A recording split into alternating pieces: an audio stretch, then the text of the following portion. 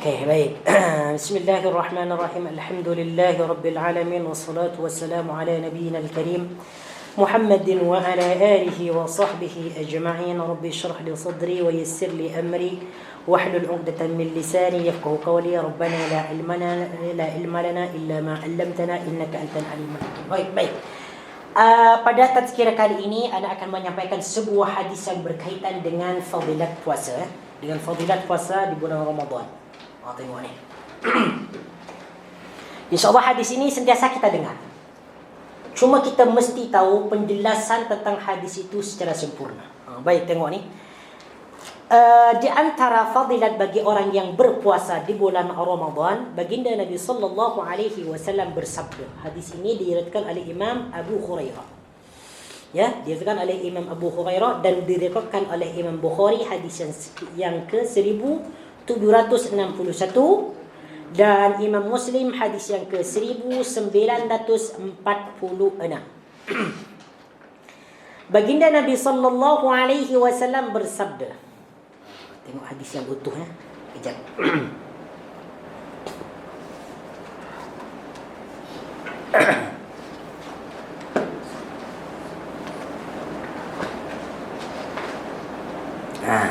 Baik.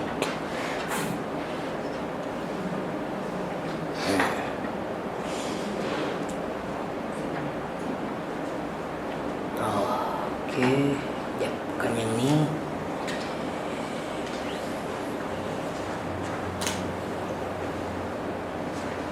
Nah,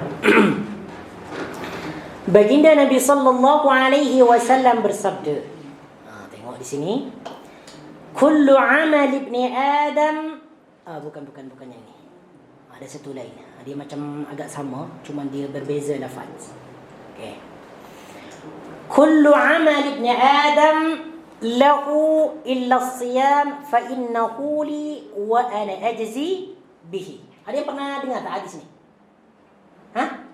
Tak dengar? Oh iya ke? Mungkin first time mendengar hadis ni. Masya Allah. Oh, tak ingat mungkin lah. Pernah mendengar, cuman mungkin dia tak ingat. Okey, cuman mungkin dia tak ingat. Baik. Dalam hadis yang lain, Allah Subhanahu baginda Nabi sallallahu alaihi wasallam juga bersabda. Dia agak sama, ada dua hadis. Jadi kata baginda, kullu amal ibn Adam yudha'af al-hasanatu bi'ashri amsalika ila 700 dhifin. Yang bermaksud, setiap amalan anak Adam ni, amalan manusia ya. Tapi yang Islam, yang beriman, bukan orang yang kafir. Setiap amalan baik, ini akan dilipat gandakan. Bukan hanya dapat satu pahala. Macam baca Quran kan, satu huruf akan dibagi 10. 10 tu akan dilipat gandakan. Sehingga 700. Dilipat gandakan. Setiap amalan mesti macam tu. Akan dilipat gandakan. Sampai 700. Sampai 700 gandakan. Cuma kata baginda Nabi sallallahu alaihi wasallam, ni ya, yudha'am al-hasanatu ila 700 dhifin illa as-sawm fa innahu li wa ana ajzi bihi. Sampai 700 ganda. Tapi kata baginda Nabi, illa as-sawm, kecuali puasa. Puasa ni tidak ada yang tahu gandaan dia macam mana, tak tahu. Berapa kali puasa itu dilipat gandakan? Lebih daripada 700 kali, justru lebih. Tapi tidak ada seorang pun yang tahu tentang lipat gandaan puasa ni. Ini dari saking besarnya pahala puasa di bulan Ramadan. Illa saum. Kemudian Allah Subhanahu wa taala berkata, fa innahu li, sebab ini hadis qudsi. Fa innahu li, sesungguhnya puasa tu li, kepunyaan aku. Ni tengok ni, ibadah puasa itu sangat istimewa sekali. Dia langsung disandarkan kepada diri Allah. Fa innahu li, sesungguhnya puasa itu li, kepunyaan aku, wa ana ajzi bihi, dan akulah yang akan membalasnya. Aku sendiri akan membalasnya. Memang semua amalan Allah akan yang memberikan balasan. Tapi untuk puasa ni memang spesial. Dia disandarkan kepada diri Allah dan balasannya juga akan diberikan oleh Allah Subhanahu wa taala. Baik, kata ulama, kenapa Allah Subhanahu wa taala menyandarkan perkataan as-saum kepada dirinya? Jadi kenapa? Ini ada ni. Kenapa Allah Subhanahu wa taala berfirman, fa innahu li sesungguhnya puasa itu li kepunyaanku, wa ana ajzi dan aku sendirilah yang akan membalasnya. Wa ana ajzi bi. Kalau kita rujuk kepada syarahan Imam Ibn Hajar dalam Fathul Bari, di sini ada beberapa rahasia di sini. Fa innahu li wa ana ajzi bihi. Jadi Allah Subhanahu wa taala menyandarkan puasa kepada dirinya dan dia yang akan memberikan balasan kepada orang yang berpuasa tersebut. Ada setidaknya 10 alasan kenapa Allah Subhanahu wa taala menyandarkan puasa kepada dirinya. Okey, baik. Salah satunya di sini akan disebutkan 4 je. Tidak akan disebutkan semua. Salah satunya kenapa Allah Subhanahu wa taala menyandarkan puasa kepada dirinya, yang pertama, anna shaum la yaqa'u fihi riya kama yaqa'u fi ghairihi. Apa maksudnya? Bahwasanya dalam puasa ni tidak ada perbuatan riya. Ya, betul kan? Siapa yang mau riya dengan puasa? Kalau solat boleh kita buat riya. Mungkin kita akan panjangkan bacaan supaya kita dipuji kan? Ataupun kita akan baguskan, akan cantikkan bacaan supaya solat kita dipuji kan?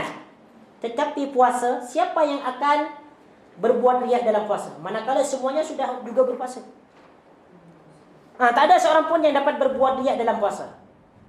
Nak beritahu orang lain, aku puasa sekarang bulan Ramadan. Tak ada.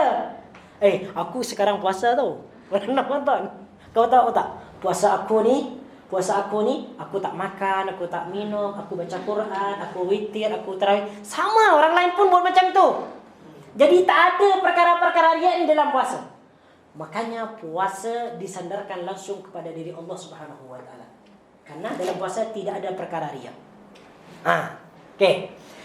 Kemudian kata Imam Al-Qurtubi, lamma kanatil a'malu yadkhuluhu ar-riya was-shawmu la yattali 'alayhi bimujarrad fi'lihi illa Allah fa adhafahu Allah ila nafsihi. Manakala amalan-amalan yang dapat dimasuki riya, kemudian puasa tidak dapat dimasuki riya, maka puasa itu akan disandarkan langsung kepada diri Allah Subhanahu wa taala. Oleh itu, yada'u syahwatahu min ajli. Orang yang berpuasa itu meninggalkan syahwatnya karena aku. Itu yang pertama. Yang kedua, kenapa Allah Subhanahu wa taala sebut puasa itu milik aku dan aku yang akan membalasnya? Annal murad biqaulihi wa ana ajzi bihi anni anfaridu bi'ilmi miqdari thawabihi wa tad'ifi hasanatihi.